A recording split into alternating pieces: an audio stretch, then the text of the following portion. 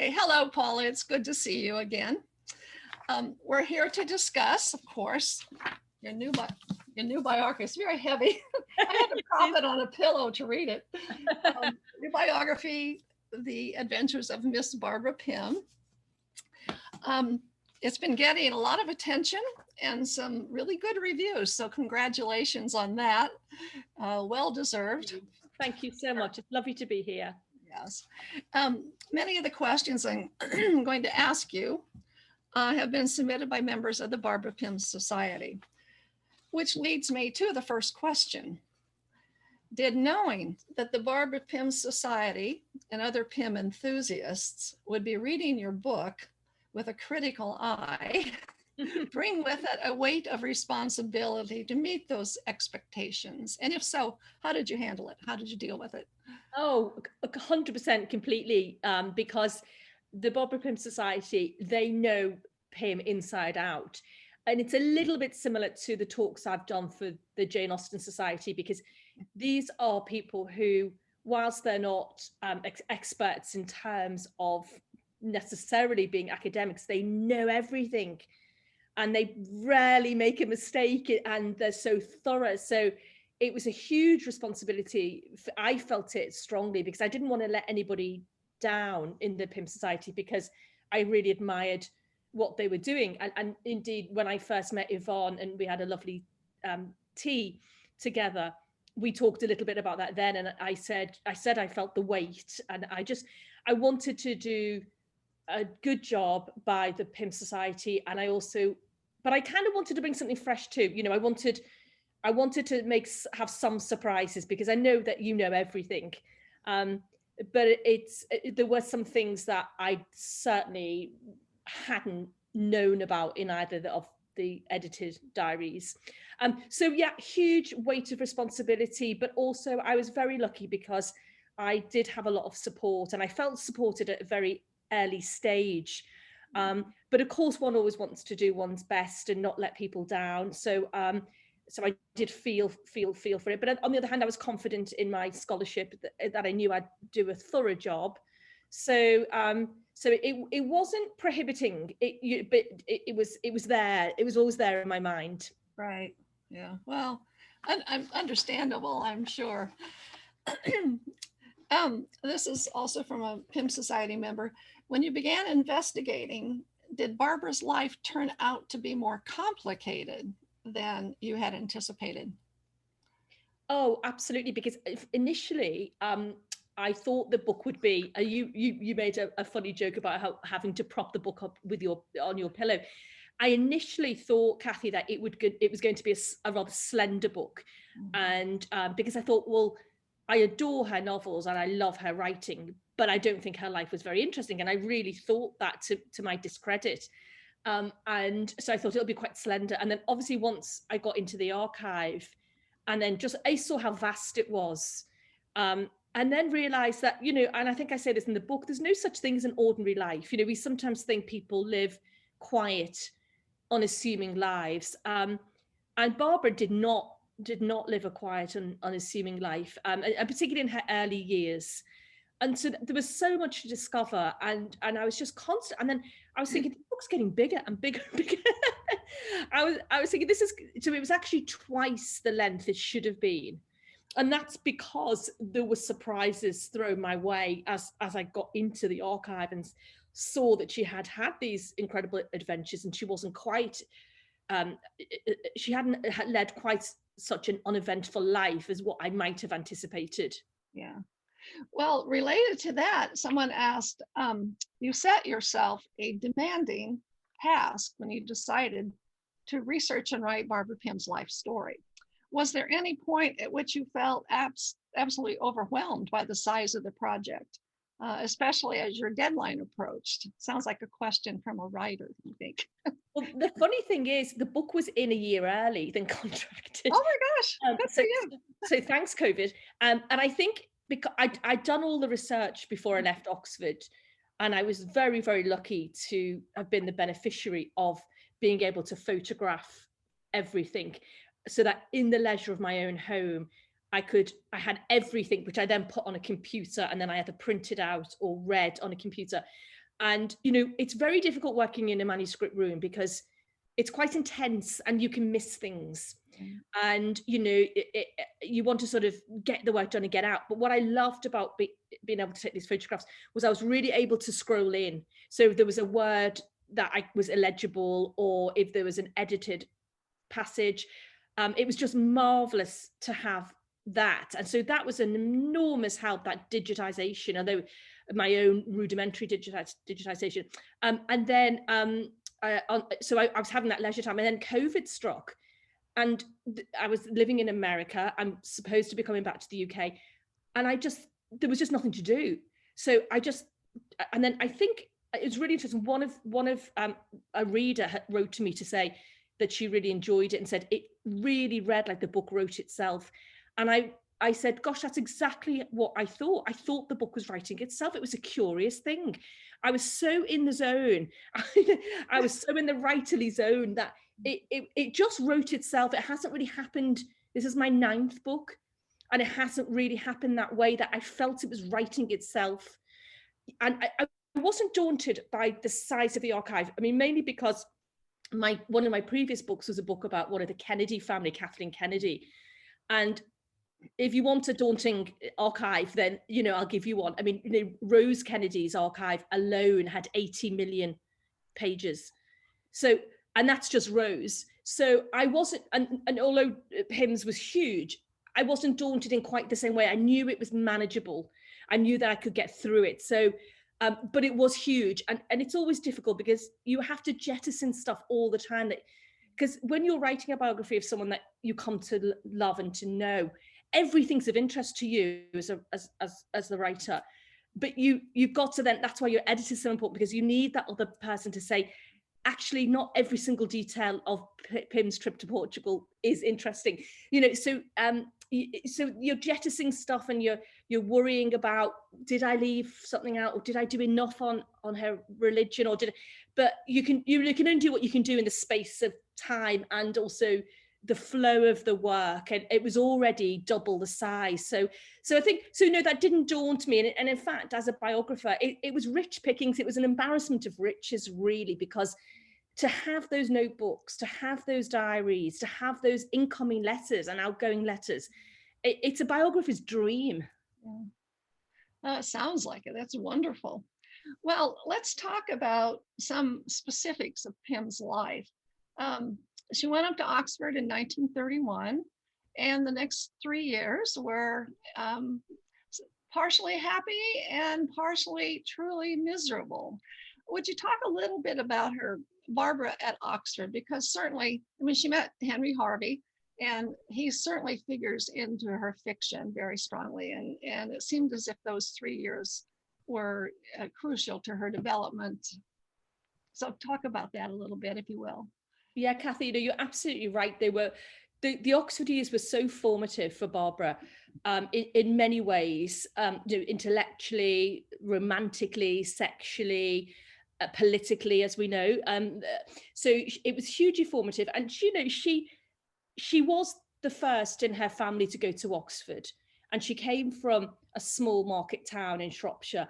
And I think that was quite overwhelming, really, to come to Oxford, and where there were a lot of Etonians, a lot of very wealthy people who really lived in more polite circles. Even, she was sort of middle class girl. So it was a real, and I really thought about that as a girl myself, who came from, I grew up very close to Shropshire, and then ended up living in Oxford College for 8 years, and it is overwhelming, that world, when you become a part of it, but you don't really know the rules. And I think she did find it daunting, but I think she had such a fantastic personality, and she was so funny, that she negotiated that really, really well. And I think she was intensely happy in her first year. Then I think things got sticky with Rupert. Right. And then when she met Henry, and that diary entry where she says, my first term ends at Oxford, and gosh, there's a lot to live up to, and it's so glorious. And then she comes back later and says, little did I know how bloody it would be from now on. So she did, she did experience a lot of ups and downs, but it was very, very formative. And she obviously made friends that lasted a lifetime. Even though, the relationship with Henry was fraught, and he treated her very badly. But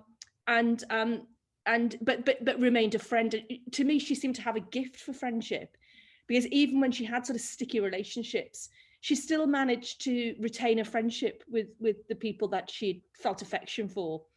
So it was formative, very formative, and I think she was very happy. And I don't think again, she, towards the end of her life, she came to live in Finton, which was very close to Oxford, and went into Oxford. And she met Philip Larkin in Oxford. So Oxford was a second home.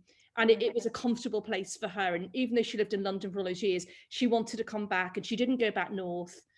She went back to Oxford. So it was hugely important, and obviously very important for her writing life. Right.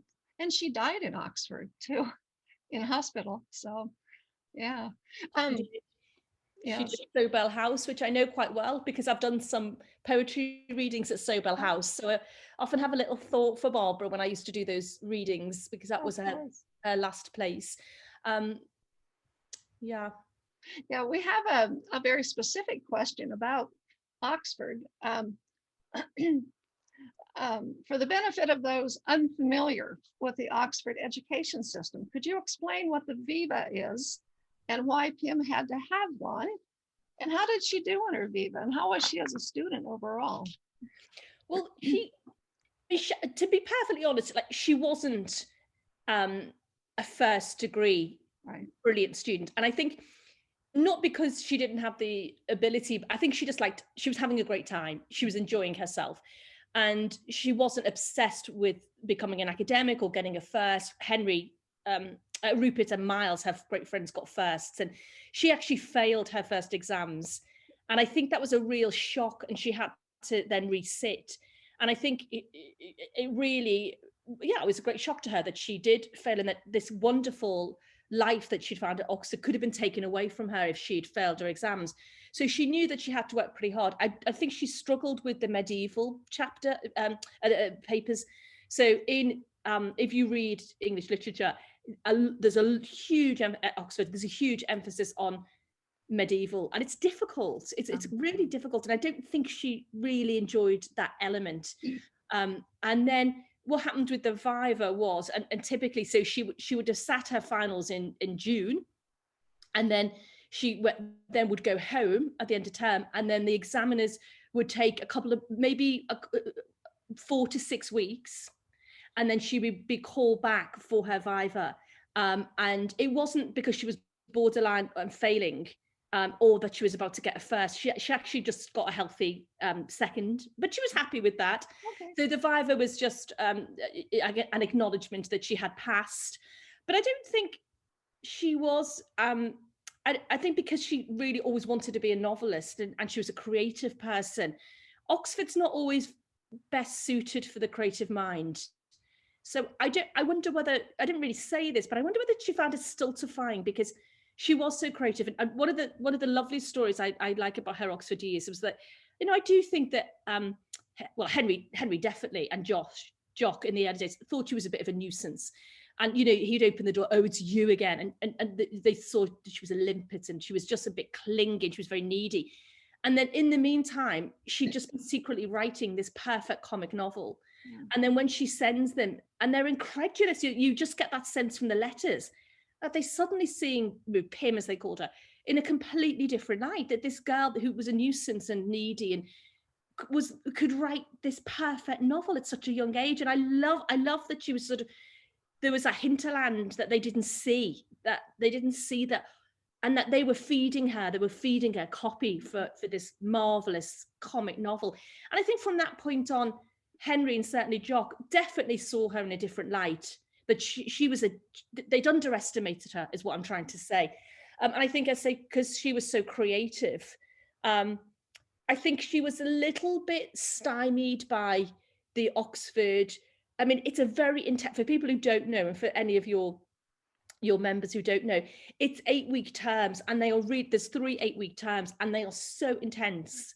You work so hard when you're at Oxford and you play hard, and then you have these long holidays. And we know when Barbara went back home in Oswestry, you know, she would be quite depressed. You know, she really missed Oxford because they're so long, and she had her new life. But I think we just need to remember that they are intense, like the work, and you know, you're one-on-one with your tutor, you read your essay to your tutor who picks it apart. It's intense.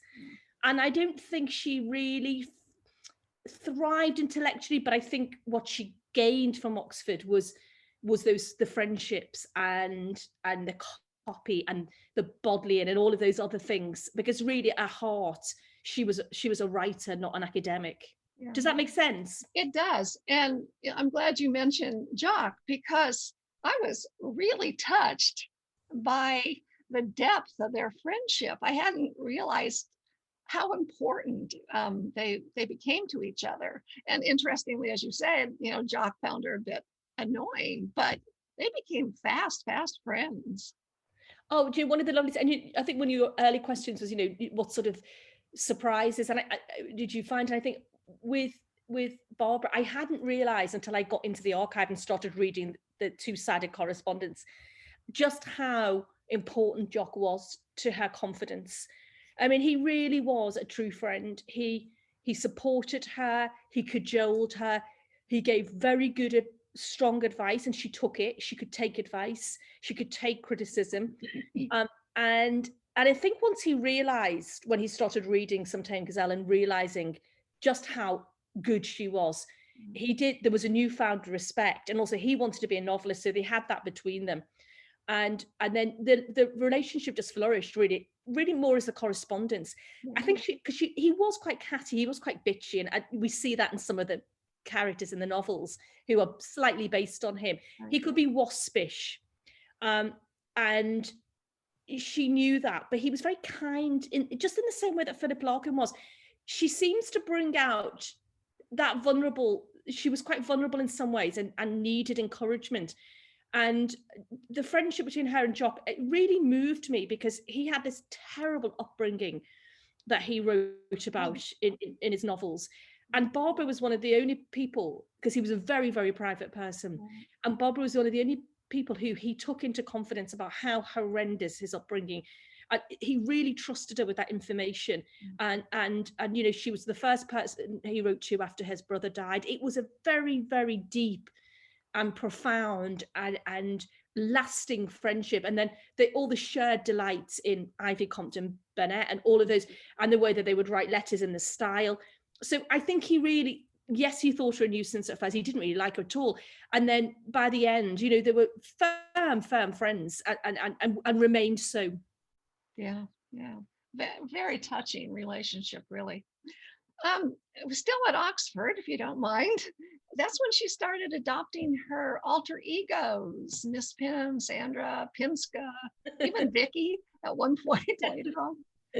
Talk about why do you think she adopted these alter egos?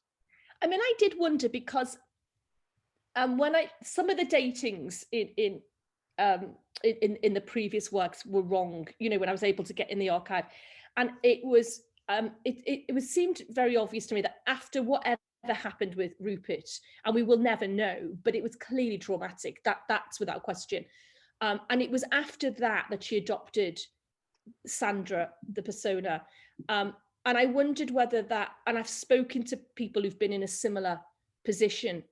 I say we won't fully know the facts, but that when there's been some sort of trauma, it's not uncommon for people to A, be promiscuous, or B, adopt a persona that, and I don't want to over psychoanalyze this, but come on, you know, she suddenly starts wearing these sexy clothes, and she wants to be called Sandra, and she's mocking herself in the diary, saying, oh, Sandra's been really naughty today. Oh, Sandra, you know, and then she goes to see a film in which there's a Sandra, and she says, oh, not as bad as my Sandra, you know, and there is a sort of psychological distancing of, well, Sandra can do what she wants, Sandra's promiscuous, but Barbara's the church girl, and the sort of serious person. And I think for lots of people, because she was very sexually liberated. I remember having a laugh with this with Yvonne, dear Yvonne, who said, well, she liked sex, and I thought it was hilarious when Yvonne said that. But she was liberated for her time. But I think it was hard to be sexually liberated in the 1930s when you're a woman. Oh. So I think Sandra was very convenient. But then she got upset, when Henry teased her and said, you've got a really bad reputation. It made her cry. And so I think that was a conflict in her.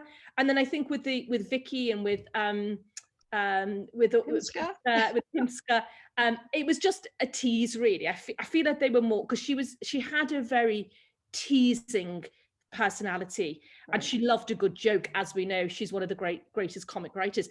I think they were teasers. And also, again, with Henry, it was sort of a joke at his wife's expense as well, and learning Finnish, because then she became Finnish, and then she became Vicky, and then became sort of Aryan when she fell in love with Friedberg. She did have that aspect, that slight chameleon, but I think, yes, there's some troubling aspects to that, but I think it was a mechanism as well. I think it was a mechanism to get, I think she was a very vulnerable person. More when I started writing about her, I didn't really think she was. But the more I wrote about her, I thought she did wear her heart on her sleeve in some ways. And I think she was quite a vulnerable person. And I think she was very easily hurt. And so I think she did have those coping mechanisms. But they're also terribly funny as well. And so I don't want to overdo that, because I think she had a lot of fun with Vicky and a lot of fun with Pinska. Yes. Yeah. I don't know what you think about that. And so I was very careful not to over psychoanalyze, because I don't find that approach that helpful. But there are moments when you just think clearly something else is happening here, and she's too young to really know what has happened. Right. Yeah. Yeah. I mean, that makes perfect sense to me about Sandra. And the others, I agree. I mean, it did sound like just a bit of fun, really. Yeah.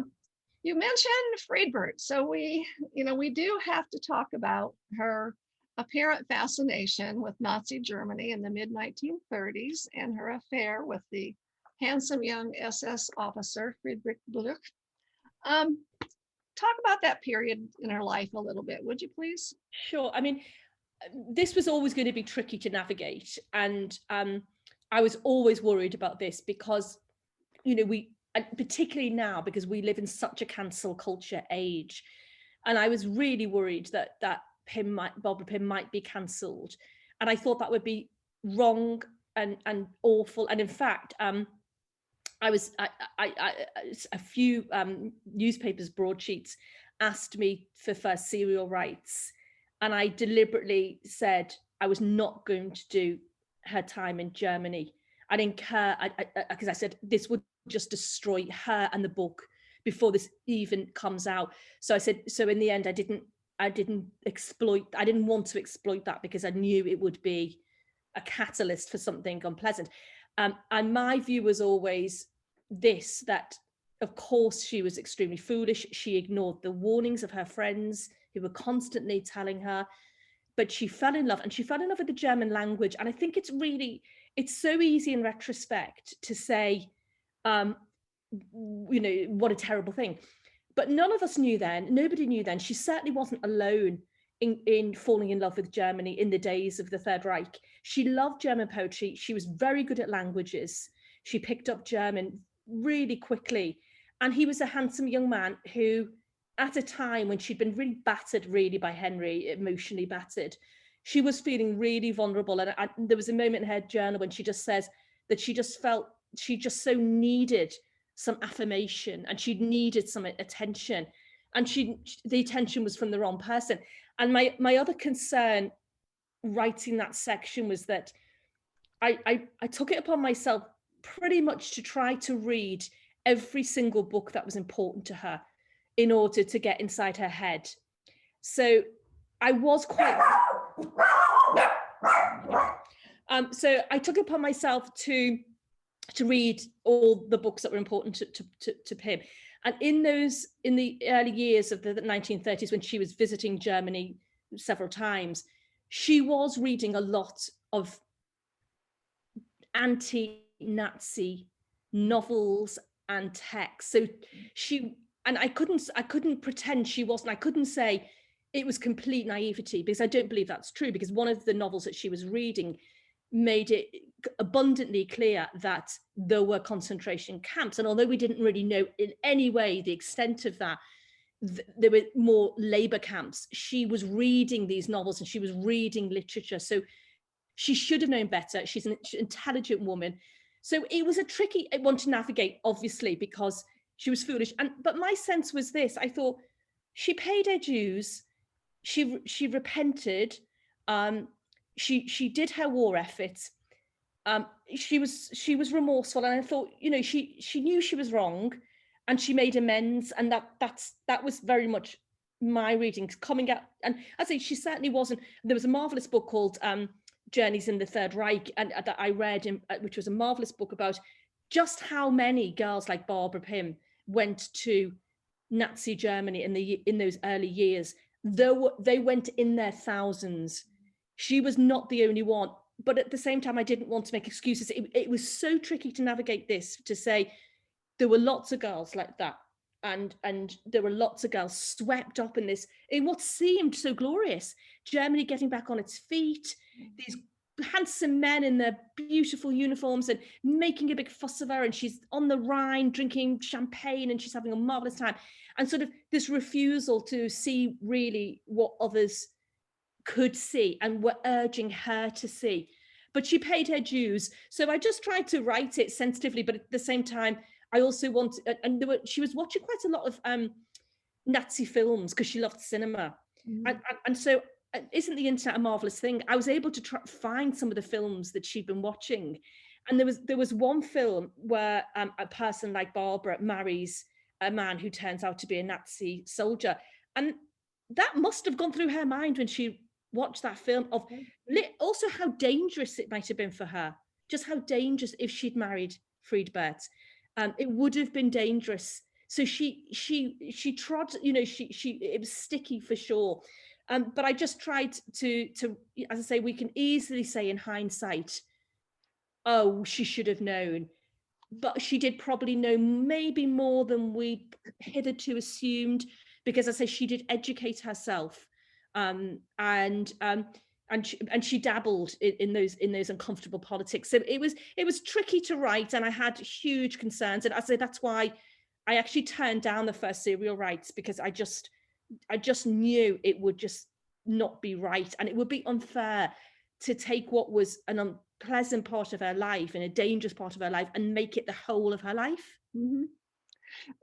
Well, I'm sure it's particularly frustrating to see some of the reviews.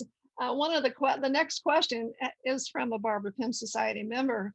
How do you feel about the way that certain aspects of Pym's life, and I'm sure it's a reference to the Nazi Germany period, have been given perhaps undue emphasis in reviews of the book by the media and critics? And then this person adds, is there any such thing as bad publicity? And the short answer to that is that there is no such thing as bad publicity. I firmly believe that.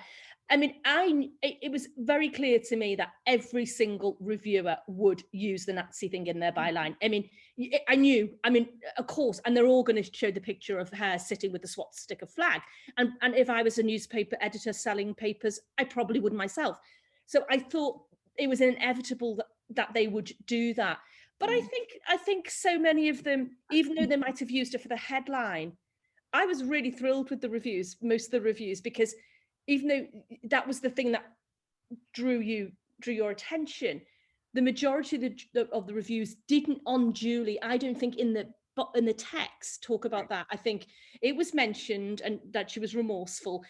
I felt like Pym and I dodged a bullet, really, because it could have been a lot worse. It could have been a lot worse. I always knew they'd say, oh, she dropped her swastika brooch on the Banbury Road. I just knew, because that newspapers want to sell newspapers, and that's how they're going to do it. But so it certainly didn't surprise me. I thought it would happen.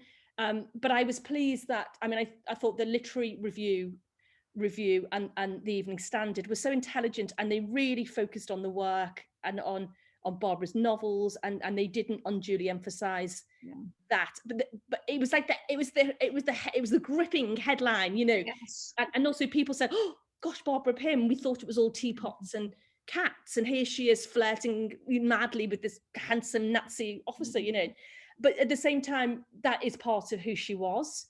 It was part of her life. It shaped her. You certainly can't whitewash this. And she knew, she wanted her biography to be written. We know that. She wrote about it in her journals and talked about who will be my future biographer sitting in the Bodleian. She knows it would have come out. And I think what's interesting is that she didn't destroy the manuscript of the first edition of Sometime Gazelle with all the Nazi references in. And that, another big surprise for me before I read that in detail, was I just didn't realize just how many references to Nazi Germany were in that one. And it was beautifully bound and beautifully typed. And why did she keep that? She didn't. She chose to keep it, which in a way I really admired her for, because it was a way of saying, well, I did dabble and it was a mistake and I am remorseful, but I'm not going to destroy all the evidence either. So I rather respected her for not doing that. So no, I knew what was coming, you know, and I was sort of, but on the plus side, the publicity has been so amazing. The reviews have been so generous, and I've had so many messages from people saying, bookshop owners saying, the shelves are empty of Barbara Pym novels, which is just any biographer's dream, is for that to happen. So I'm really pleased she's had as much review coverage. We can all take a bit of negativity. It's not, you're not going to please everyone all the time. No, absolutely. And good old Jock reading that Sometime Gazelle, you know, drop the Nazis or get rid of the Nazis. Omit the Nazis. Omit the Nazi, yeah, over and over and over. And over again, you know, and then she finally got the message, you know, dear old Jock, and again, really had her back. And it's just extraordinary how people like Larkin and Jock, they really felt loyal. And I think because they recognized the quality of the work, they were so keen to protect her from any negative publicity, you know, and that's what a true friend does, isn't it? A true friend tells you the truth. Yeah, and we'll talk about Larkin in a moment, but I wanted to comment about certainly Barbara's home front work, her working for the censorship department, and then as an officer in the Wrens.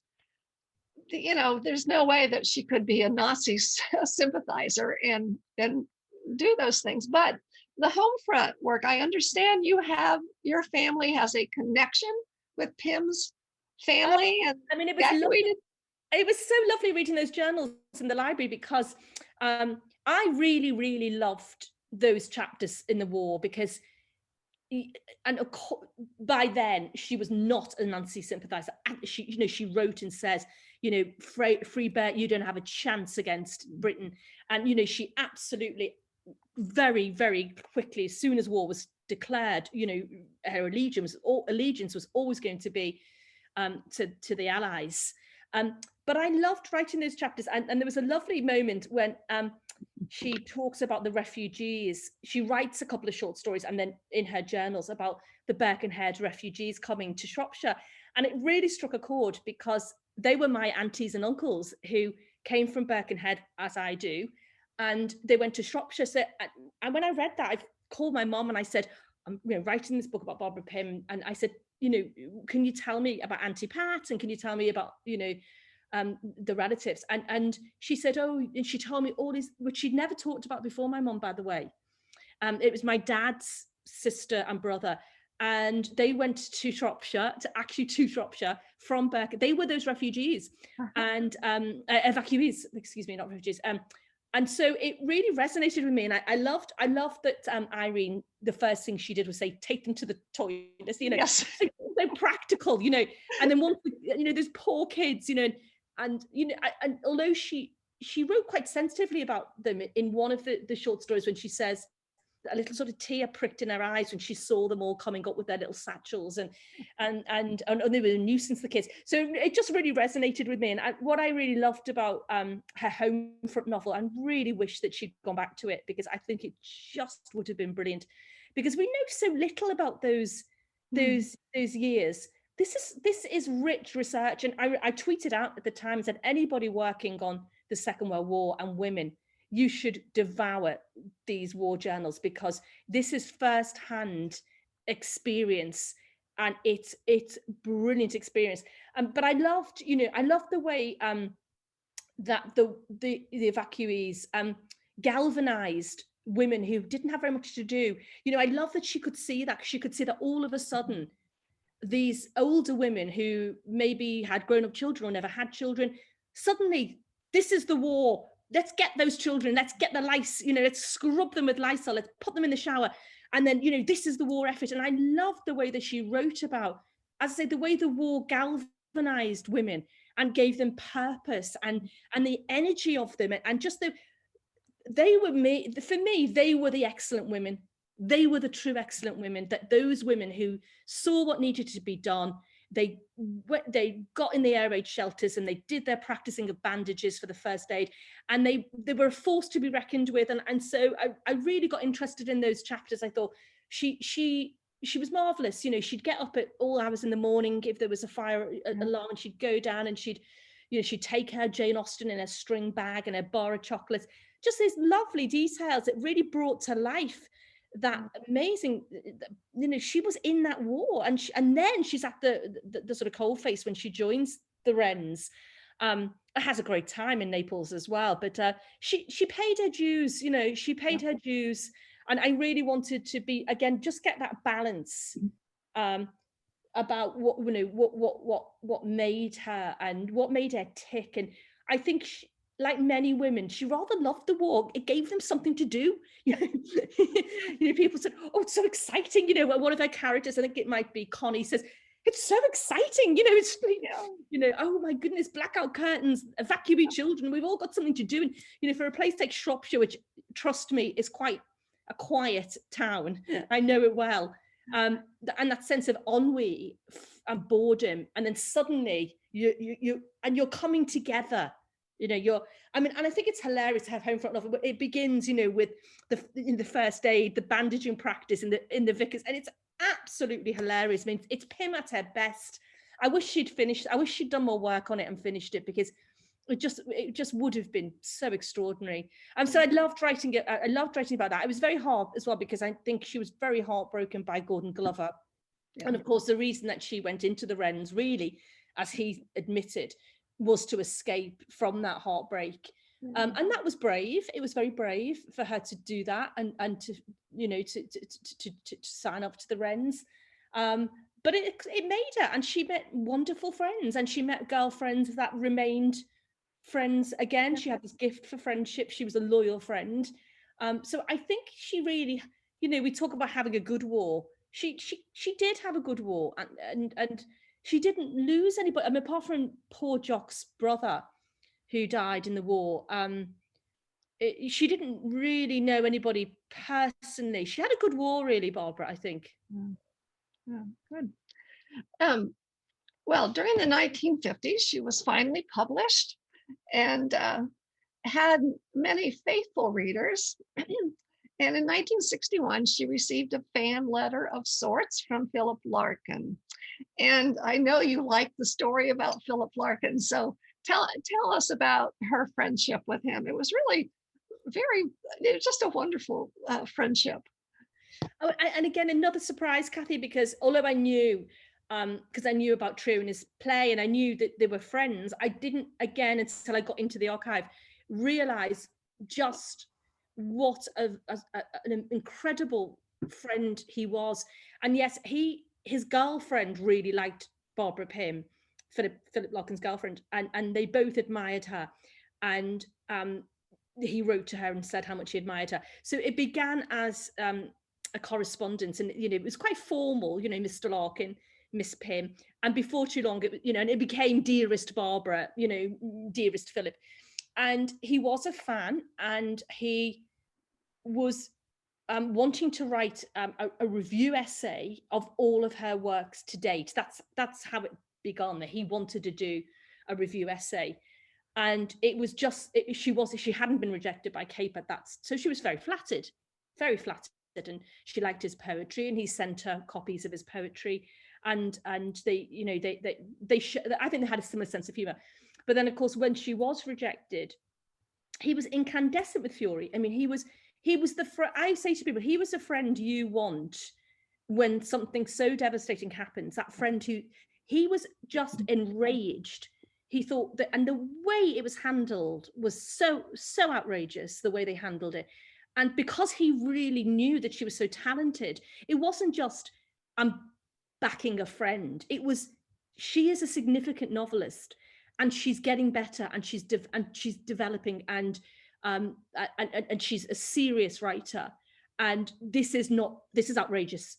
And so he wrote those letters. He tried to get her published.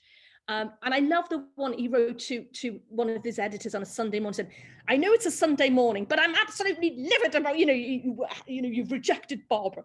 And he was just so, and his joy, of course, when she was rediscovered. And I love him saying, "I'm going to send a complete edition of your works to Cape on April Fool's Day." It's hilarious. It's just like, there's fools to have dropped you. So I think he came at an important part in her life, because, she had met Skipper by then, and again, another disastrous romance. She then got dropped, which was offloaded, as she said, which was devastating, because I think her status, her sense of her uniqueness was bound up with being a writer, an author. And she could sort of say, well, this is my day job, but what I really am is an author. So all of those rejections came so quickly. And Philip Larkin was like a shining light. He just supported, encouraged, kept saying, carry on. And then he'd say, "Oh, I reread Excellent Women, and this was brilliant." And just reminding her how good she was. I mean, who wouldn't want a friend like that? Let alone a friend who is so respected as a poet and is a prominent literary person. So I think the fact that, he was such a prominent poet meant a lot to her, that somebody, and David Cecil later with the TLS, it validated her that these men rated her when she felt so down about, and she felt that it was no longer appropriate to write the sorts of novels that she was interested in the midst of the sexual revolution in 1963. Right. So he just came at the right time. She was lucky. And I think, in a sense, Jock fades a bit from the picture. Mm-hmm. The letters are less frequent. Jock's finally found happiness in living with his lover, and there's a little bit of a pullback. And Larkin seems to me to sort of come into the space, the sort of Jock-shaped hole in her life, and he fills it with a plum. Yeah, absolutely. Well, you brought up Skipper, and it was in the early 1960s, I think 1962, that Bob Smith introduced her to Richard Roberts, or Skipper. And once again, she fell headlong in love with an unattainable man. Skipper died just recently, I think wasn't in December, last December. The question is, he was probably her last boyfriend / lover to die. So the question is, where do you think Barbara's relationship with Skipper ranks alongside the others in her life? And of course, we think of Henry Harvey, Julian Amory, Gordon Glover, among others. That's a good question. And I think with Skipper, I mean, goodness me, she had good taste in men. I mean, they were all gorgeous, weren't they? I mean, those men, and they are a type. I mean, I'm not being frivolous here, but she was drawn to, I am being frivolous, but she was drawn to a certain type of tall, dark, handsome men. I mean, when I've shown people photographs of Barbara Pym's lovers, they all go, "Whoa, she had good taste," because there was a certain type that she went for, and it can't be a coincidence that she goes for these incredibly handsome, sometimes a bit vain and arrogant and unobtainable men, because it happens so often in her life. And I think with Skipper, it was really difficult, because it's clear that she knew fairly early on that he was gay, but he was so, and I don't know to this day how far they went, but he was very intense in some of those letters, they were very intense together. That, you know, when she spent her birthday all alone, you know, they would, to me, they read like the sort of letters you send to a lover. And you know, the naked photograph of him, which I didn't publish in the book, that's in the Bodleian, and it's his back. You know, he's lying in the, but it's very erotic. So it made me think, what kind of game was he playing? Because you don't send a naked photograph of yourself to your friend if it's just your friend. So I think he was really playing her along as well. And, you know, he was flattered because she was a published novelist. And of course, she's the best of company. But they had those very intense fights. So it seems to me, again, something of a stormy relationship. But ultimately, she knew that he could never give her what she needed in terms of physical passion. But I think he was in love with her. She certainly was in love with him, but I think he was in love with her. I think he had a bit of a mother fixation. She wasn't that much young. She was a couple of years younger than his mother. And he was very obsessed by his own mother. He had a very love-hate relationship with his mother, who was a real character out in the Bahamas and Nassau. She was a character, and he talked to Barbara. But she was very hurt. He never invited her to his home, and he invited other friends. He never wanted her to meet his mother. So there was a bit of a mother Oedipal, Hamlet Gertrude thing going on. But I think it hurt her so deeply, because when she said again, I've been offloaded by Skipper, it came at a time when she'd been offloaded in terms of her reputation, literary reputation. And I think she just felt rejected again and again. And then the friendship really did peter out. So he didn't stay a good friend. And I thought it was because I do think The Sweet Dove Died is her masterpiece. And of course, it's dedicated to Skipper. And I just wonder what he thought when he read that. I'd love to have been a fly in the wall. And, you know, his thank you letter gave nothing away. So we don't know. But my goodness, he knew what she was saying to him in that novel. Mm-hmm. She said everything she needed to say to Skipper, I think, in that book. But I think he was another one. And I think also she did know a lot of homosexual men, particularly in Oxford. But he didn't fit. And I don't want to generalize here, but he gave out quite a bisexual vibe as well. You know, he very masculine, loving boats. I think it was quite confusing for her, because he wasn't like the rather effete men that she knew at Oxford. People like Jock Little, who had a certain camp, effete quality. And I'm not trying to generalize here, but that's just what her previous experience had been. And here comes Skipper, who's so masculine. And he loves, you know, so he loves boats, and he's got a boat named after him. And and he's all over her in some respects, and invites her to candlelit suppers where it's just the two of them. And they go to the opera together. It's a romance in everything, but, you know, it seems to me that it was, and she certainly took it that way. But I think she fell hard. I think she fell hard for him. And I wonder whether it was a bit of a last chance fling as well. And she might have thought, you know, this, and she's terribly funny about, you know, falling in love with a younger man, isn't she? Everyone should fall in love with a young man. You know, she was actually referring to Julian Amory at the time. She did like young men, and I think she was ahead of her time. She was, you know, a cougar, as we call them now, but she was quite ahead of her time in not being threatened by affairs with younger men.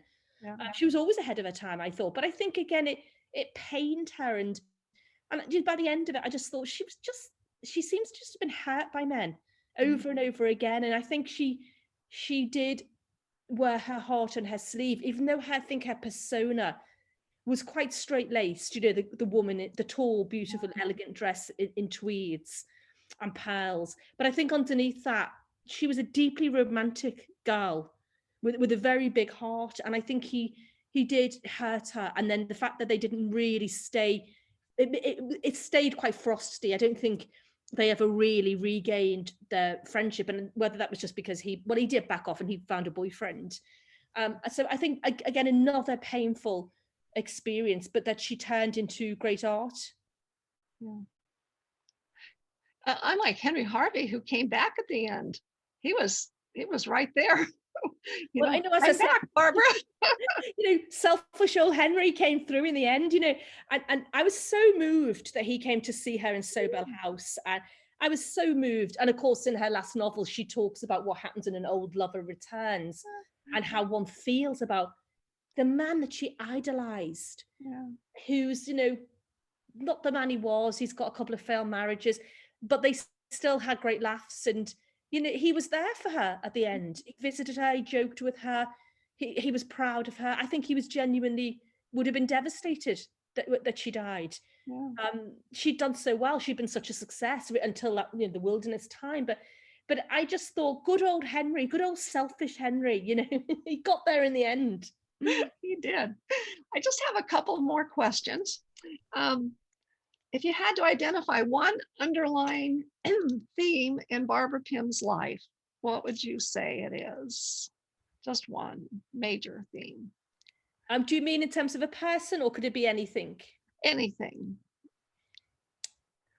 I do think her real love of language and literature, that to me was always the most important thing to her. Like, her work is very economic. It's very pared back. You feel like every word is perfectly chosen, in the way that Jane Austen does the same thing. She cares about style, and she cares. I mean, her jokes are brilliant, but I think the thing that never let her down was literature. And her love of the major poets and the lesser known poets, and her love of hymns, which are just sort of poetry, really, in many cases. I think men let her down, but I don't think words ever let her down. Words were what she had. So that to me would always be, and from a very young age, her love of language, her love of words, it was there. And as I say, literature didn't let her, even in the wilderness years, she carried on writing. She carried on. She believed in herself. She hoped her books would come back into fashion, which shows great determination and I think great courage. But I think, her reading never let her down. Her love for Denton Walsh. Denton Walsh could never let her down, because he was a dead, brilliant writer. So I think so I would say words were the thing that she always knew. Literature wouldn't let her down. Books wouldn't let her down. But men invariably did. Yeah. Oh, very good answer. And finally, I think this will be the last question. On Twitter, you once wrote, quote, "I've felt an emotional connection with all the excellent women I have written about, but Barbara Pym is the one I've loved best." Why?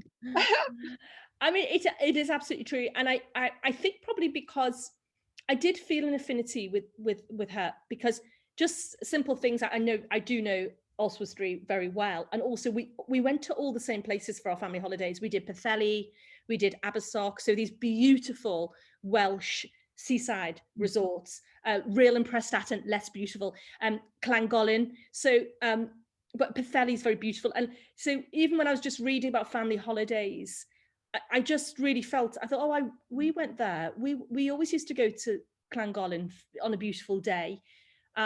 So I had that affinity with her. And, just things like everyone bought their school uniform from George Henry Lee's, which was this fantastic department store in the middle of Liverpool. And it's where Barbara went to get her school uniform, but it's where everybody went to get their school. There were just little things, little connections that made me feel, oh, I know that. And when she went to a party in Oxon, I went to a party. And so there was that, all that was lovely. But also I think I do really like jokes, and I like writing about people who like jokes, like Jane Austen and Evelyn Waugh. And nobody can write a joke like Barbara Pym. Honestly, they should have employed her, on a comment. She should have been writing jokes for sort of £1,000, a joke, like, like comedians do, because she's so funny. She's so funny and so brilliant. So when I read the novels, there was I just felt so full of admiration. And I think it's very, very hard to make people laugh. It's one of the hardest things in the world. To make someone laugh out loud is even harder. That's not easy to do, but I still laugh out. I'm still reading. I'm reading A Glass of Blessings before I had this interview with you, because I still go back to her. So I love rereading her, but I definitely felt I loved her. I just felt a love for her. I'm not saying that the other subjects I wrote about were horrible people. I just felt, and quite a few of the reviews have said that my deep affection has come through. And I'm glad that my deep affection has come through, because I felt affectionate towards her. My editor said she cried when she got to the final page, because she said she just didn't want to lose Barbara. She said she felt Barbara had become a friend. Mhm. And there's no greater praise. Like, there's just no greater praise than somebody saying that, to say that you've brought that person so alive. I feel bereft. And other people on Twitter, where we started, have said, I feel bereft. Yeah. I got to the edge of this 700-page book and I'm bereft, you know. And I felt like that when I was writing it, that, oh, I miss her. And Larkin saying, oh, I want to write to Barbara about her funeral because she'd find it really amusing. And then, oh, but it was Barbara's funeral. You know, she still came across to me as a kind person, as a, you know, she had her barriers, definitely. And I don't want to sentimentalize her, because she could probably be quite caustic and quite sharp. And that makes her a great writer. But I feel that she was I just see that girl in the Bodleian Library with her ridiculous German hat, you know, putting on her lipstick to you know, in the frame of Chaucer, which I'm really pleased I found that. And just, you know, being really quite bonkers and just vivacious and utterly herself. And that's how I see her. I just see her as, you know, she's just so funny, so lively. But I had all those affinities. I kept finding these points of connection, you know, like, oh, I've been there. Oh, I did that. Oh, I know how that feels. And so there were just lots of connections. But I think I generally came away feeling she was probably a really good egg. Mm. Oh, absolutely. It's the book is just wonderful. So, and that does come across, you know, you get a sense of sadness on that last page. It's just like, no, you know, live longer. I cry when I read. I wanted to end with this comet, because she loved that quote so much. Yeah. And I wanted to end with that line. And I can't read that line. I still cry, because that's how I think she would want to be remembered.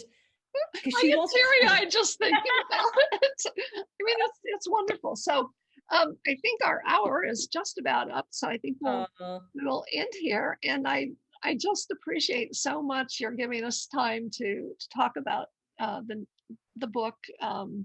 You've done her right. I think you've done well by her.